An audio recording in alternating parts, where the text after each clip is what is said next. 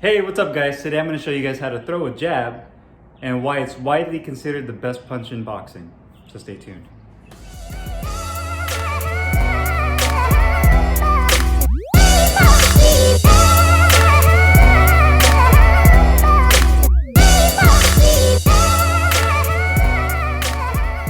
Hey, what's up guys? Carlo here, and today's video is going to be on how to throw the jab, the fundamentals of the punch, as well as the more technical aspects of the jab. Now, I know a lot of you guys have been requesting I do instructional videos. Originally was kind of against it in the beginning because there's so many great boxing minds, boxing coaches that have other channels on YouTube that make excellent videos on boxing fundamentals. But because you guys are requesting it, I'm just gonna share what I know, the knowledge I've gathered throughout the years, and hopefully you guys can find that beneficial to you. I've learned from some great boxing minds over the years, coaches like Eric Delgado, who worked My Last Smoker, worked my corner in My Last Smoker, Chuck McGregor, who's a local pro boxing coach here in Arizona, who's worked with guys like David Bostis, Shannon Briggs. So he has a lot of pro and amateur level experience, mainly with heavyweights, as well as Coach Frank Daly, who is a big amateur boxing coach up in upstate New York. So throughout the years, I've just gone through and I've gathered a lot of great information. And today's video with the jab is going to focus on why it's the most important boxing punch. And to me, I find it the most important because it's the most versatile. It offers the most versatility. So before we actually start throwing the jab, the first thing we want to make sure we have is a good foundation, a good base, which is going to be your feet, your hips, your upper torso, as well as your shoulders. So let's go ahead and go over that first. Okay guys, so starting off, before we actually throw the jab, we want to make sure that positioning is perfect. You want to make sure that from the ground up, meaning that your foundation is set, your feet in the proper position, your hips are turned proper way, 45 degrees, as well as your shoulder positioning is all there. So in order to achieve that, you want to get into your basic boxing stance. I like to use a piece of tape on the floor. You can use whatever you want, whatever it's straight, that helps you guide yourself. And what I like to do is, if you have your feet together centered over the piece of tape, I take a step out on both sides, about a foot out, and that rear foot just steps back. Turn the feet at 45 degrees, slight bend at the knees. Rear foot is going to be slightly elevated at the heel. And what that allows you is the mobility. You don't want to be flat-footed in boxing. You want to make sure that you have some springiness to your heels, and that allows you to be mobile. Notice that my feet are at 45 degrees. I am not squared up. So you're at 45 degrees. Next is going to be shoulder positioning. I'll get a little bit closer for you guys. You don't want to be squared up. So when they say squaring up, you have your hands up, shoulders tucked in, but now your entire front of your body is exposed to body punches. You know, you have your spleen, you have your liver, your solar plexus, everything is pretty much exposed, being squared up like this. So what you want to do effectively is make sure that you're turning your shoulders at a 45-degree angle. What's so important about that is if you're squared up and you throw a jab, you're kind of losing the defense mechanism. Your shoulder doesn't rotate all the way up like it's supposed to. You're also losing about an inch off of the distance of your punch. Now, if I were to rotate my shoulder the way it's supposed to be, you can see how much of a rotation that adds to the punch. And now my shoulder naturally puts itself into position to protect my chin from a counter shot.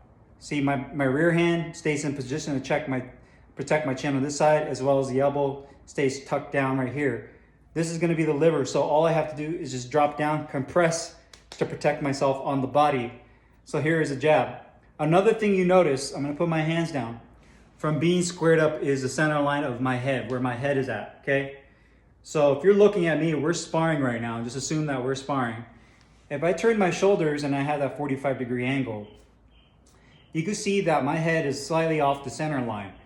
So from a defensive standpoint, just that slight turn with my knees bent in my boxing stance, I could bend at the waist and I'm able to slip punches even if I go and I want to slip the right hand, a slight pivot with the back foot and get myself off the center line. But you can see with the lead shoulder in the position that it's supposed to be in, and with that slight knee bend, you're already off the center line. So because of that, and if you throw your jab, it's right here to protect your chin. So fundamentally, if you're set up properly with your stance and your shoulder is where it needs to be at, you're not gonna have to do too much in terms of positioning with your body. It's the little adjustments that you can make. And you can see right there, just right off the bat, bending at the waist, moving back, I have that autonomy to do so. So whether it's pulling, it's bending at the waist. If you're somebody that likes to utilize more of a defensive boxer type posture, I know everyone talks the shoulder roll and the Philly shell, yada, yada, yada. But going back from that, if you just keep that fundamentally there, you'll be right off the center line. Hand positioning, okay? So obviously we already know the rear hand's gonna be right here where it needs to be. The lead hand, your jab hand, I've always been taught the V. Create the V. You don't wanna have your hand all the way in here. The reason for that is if you have your hands up like this, and again, there's different schools of thoughts. I know some guys are like, no, that's how it should be. That's fine. But what I've been taught is if you have your hand all the way up to your chin and you throw your jab from there, one, it has to cover much more distance in order to land. And two, your opponent can see it coming a lot easier. Now, if you have your hand out the V, you can still defensively block yourself. If you bring your hand back, you need to protect your face. But this V affords you to be able to punch and not have to cover that amount of distance as well. Bang, bang, bang, bang. And it's right there, boom, boom. And you don't have to cover that much distance. Also, the good thing about that, not being able to cover much distance, is with your lead hand now, you can effectively find your range when you're using your punch, your lead hand. So that's why they always talk about having this V right here. A lot of fighters like Lennox Lewis, Juan Manuel Marquez used the V. They like having that lead hand partially out there in order to use it as a probe, a defensive mechanism to stymie their opponent, and they use it to kind of lead. So it's important to keep that there, and then boom, okay? Throwing the punch fundamentally is making sure that you have your hands not all the way closed as a fist. You want to make sure they're slightly open. Again, something I've been taught is leave them slightly open, and then at the moment of impact, rotate and close your fist. You're gonna land on these two front knuckles. But you want to bang. And that's what's gonna give you that snap together with your shoulder. Rather than having your hands tensed up and clenched, you're gonna get tired much quicker. And when you throw it, it's not gonna be as fast. You're not gonna have the same snap as you do if your hand is slightly open and you close it on the moment of impact. So it's really important, bang, that you close your hand at the moment of impact. So let's go ahead and talk about the different types of jabs, the variety that you can do as well. So aside from your standard jab, you also have a different variety of jabs you can use in boxing. You have a step jab, up jab, body jabs, flick jabs, vertical jabs. There's different varieties, and I'm gonna show you a couple here that I've used and I feel that are very effective. Now the first is gonna be your step jab. And basically all a step jab is a jab that you're using. It's more of a power jab, and you're using it to decrease the range from you and your opponent. You want to get closer, you need to close the gap. And you're basically stepping off your rear foot, boom, and exploding into your target. Another variation of the step jab is the Tyson jab, where you step in and you basically punch and you're lowering your hip level as well as your head. And using this for maybe opponents that are a little bit taller than you, you need to close range and you're getting countered, and you need to get your head off the center line. So whether you're southpaw or you're orthodox, boom, you want to get your head off the center line. So you have a step jab where you're actually slipping at the same time to get your head off the center line. Next is going to be a up jab, which is almost like a variation of an uppercut. And it's basically, maybe you're using a regular jab and then you slip and then you boom, up jab. So up jab is just like it sounds. It's more of a vertical punch. Instead of your fist, your hand rotating, it stays in a vertical position, and you're using it almost like an uppercut. It's kind of like a hybrid punch between an uppercut and a jab. So they call that the up jab. The next is going to be the body jab. And we all know Floyd is the one that's really famous for using the body jab. It's kind of like a spear. And the body jab, and this is basically to make sure that you are keeping your opponent true. You're keeping him honest. And a lot of times you go to the body, it's a lost art because guys will concentrate, they'll headhunt. And in the body jab, if done right, if you land right there on the solar plexus, that's going to slow down your opponent considerably, especially over a period of time of accumulated punches to the same spot over and over.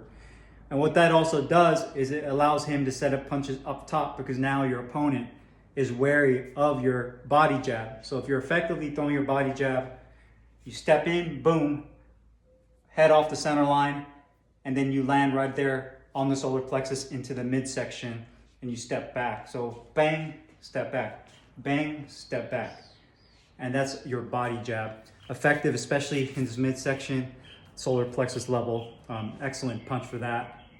And the flick jab is going to be one that you can use to lift up your opponent's head for a right hand, or you're using it to break his guard a little bit, or to get a reaction from him.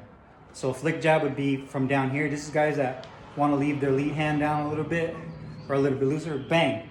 And they want to, boom, kind of test the waters a little bit. Maybe lift his hand and then boom, shoot down below to the body, bang, boom.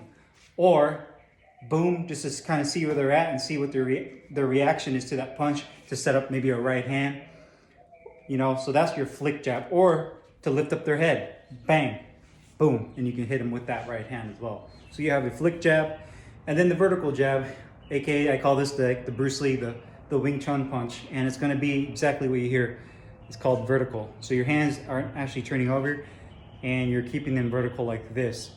The benefit behind a vertical jab like this is that you're using it to split the guard. So you might have somebody that's very defensive minded, they have their hands up, and they call this the railroad tracks, because you have this long avenue right up here through the middle, and it goes right up the middle. So the same thing with a vertical jab. If you're having a hard time breaking through on a guy's guard, boom, right through their guard and splitting it. And basically what you're doing is you're shaving off about an inch of width between my hand turning over right there and being in a traditional jab, or keeping it like that and having it vertical. So you're shaving off just a little bit, but enough to be able to split a person's guard. And in a fight, that little centimeter might be the difference between you landing a really effective punch and you not landing at all, because your punch ends up hitting their guard, hitting their glove. So those are different varieties that you can use as far as jabs go. You have your standard jab, you have your step jab, you have your up jab, you have your body jab, you have your flick jab, and you have your vertical jab as well, which is, boom, just a standard vertical jab. There's other out there, you guys can research those, but those are the basic ones that I like to use when I'm using my jab. The next great use for using a jab is going to be for finding range. Now, finding range is extremely important in boxing, obviously. Finding range, if me and you are sparring right now, the jab is going to be there as your range finder. And when you're shooting your lead hand, if he touches with you, you can kind of gauge the distance it's going to take for you to use your footwork to step in and to land a punch.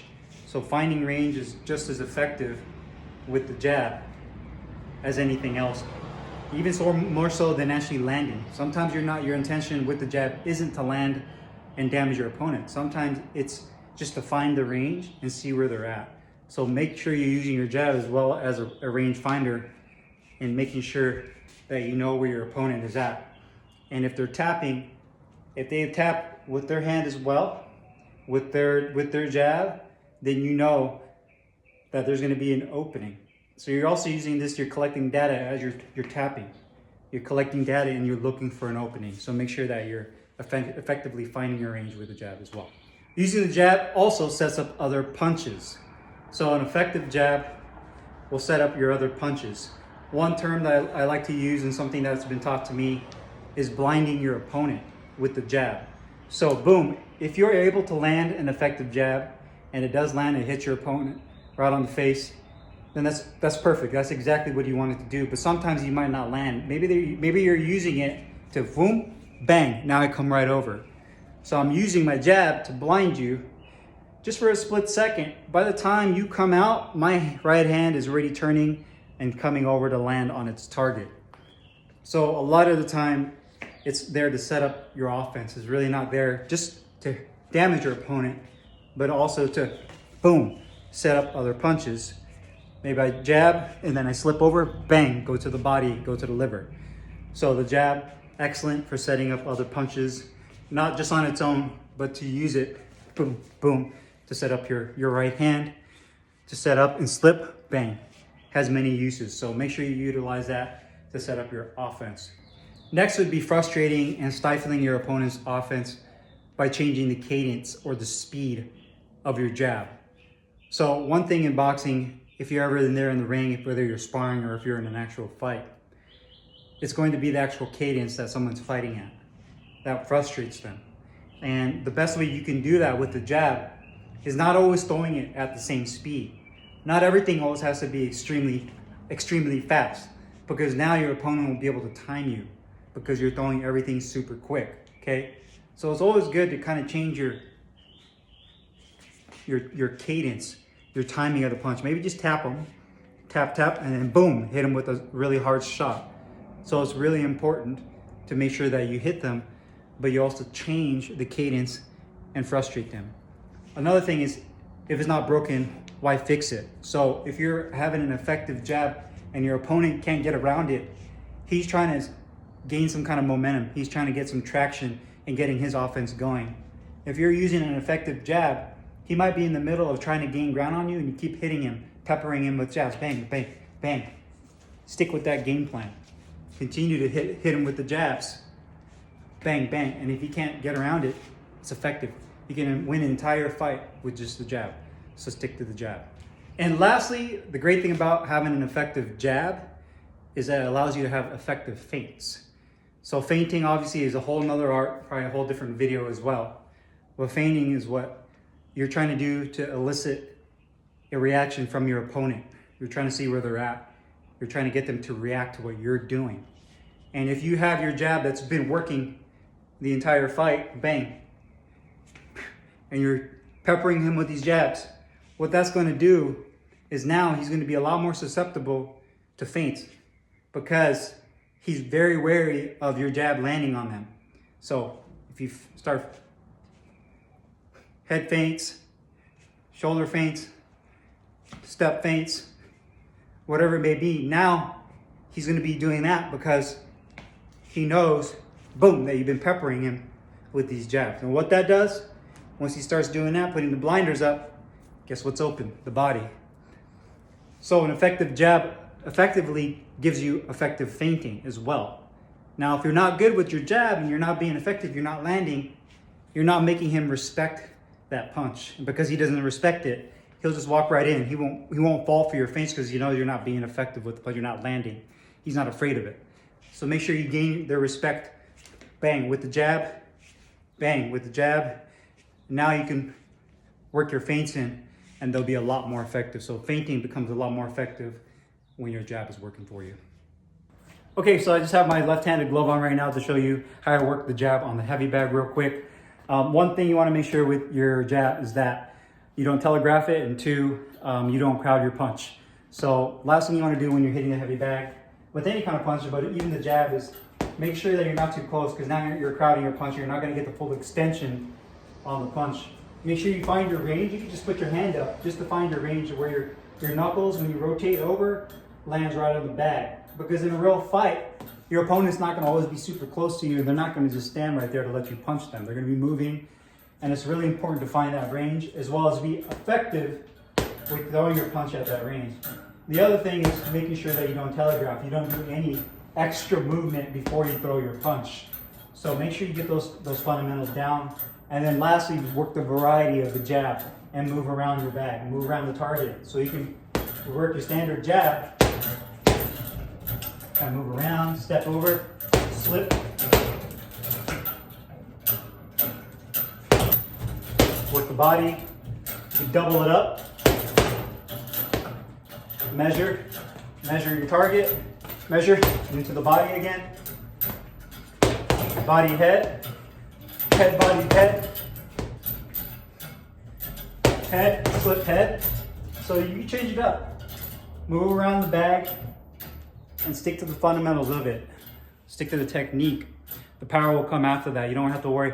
You know, oftentimes you see guys just wailing at it and there's no technique. They're just hitting as hard as they can and the fundamentals aren't there. So it's really important that you keep those fundamentals and the technique will follow through with it and you'll have that good snapping power in your punches. So you guys have any questions or comments, make sure you guys leave them down below in the comments box. Hopefully you guys found this video helpful. I'll see you guys next time. Thanks for watching.